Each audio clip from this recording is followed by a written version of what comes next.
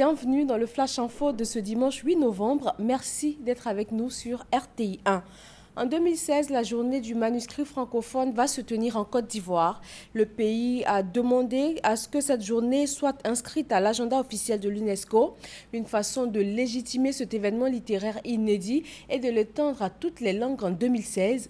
La journée du manuscrit, inspirée de la fête de la musique, offre aux auteurs de toute la francophonie la possibilité de publier facilement et gratuitement leurs livres avec une diffusion auprès de toutes les librairies.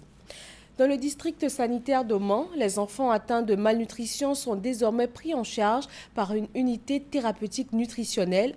Le centre de transfusion sanguine a, lui, reçu du matériel biomédical pour pouvoir faire des examens sur place. Ce sont des projets réalisés par Save the Children et ses partenaires. FPOE.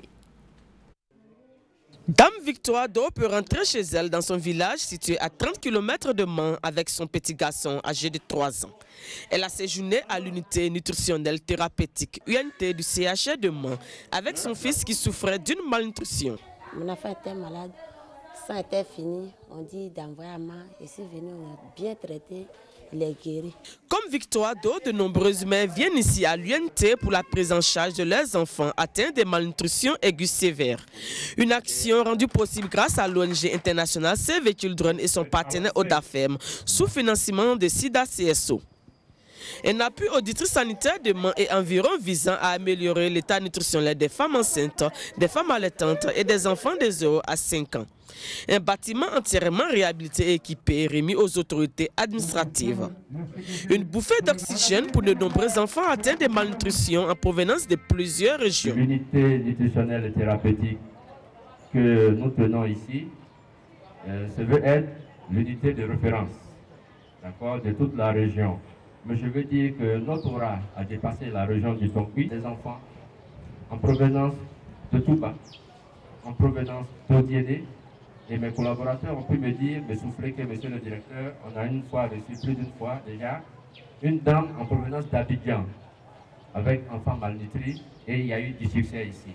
Après donc le CHR, Save the Children a aussi relevé le plateau technique du centre de transfusion sanguine CTS de Mans grâce à un de ses bailleurs. Il s'agit de la remise d'une chaîne d'ELISA. Ce matériel permettra au CTS de Mans de faire la qualification biologique des collectes de sang sur place sans toutefois attendre l'appui des autres centres accrédités. Il n'y aura pas de guerre ni de génocide au Burundi. On ne permettra pas que ce pays retombe dans ses vieux démons. C'est ce qu'a affirmé un conseiller de la présidence burundaise. Pendant ce temps, les quartiers contestataires du nord de Bujumbura se vident après l'expiration de l'ultimatum lancé aux opposants par le président. Les États-Unis ont dépêché un émissaire au Burundi pour appeler à la médiation régionale et à mettre fin à la violence.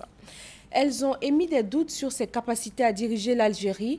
19 personnalités algériennes ont demandé une lettre pour rencontrer le chef de l'État. Le président Bouteflika, âgé de 78 ans, fait des apparitions publiques de plus en plus rares en raison de sa maladie.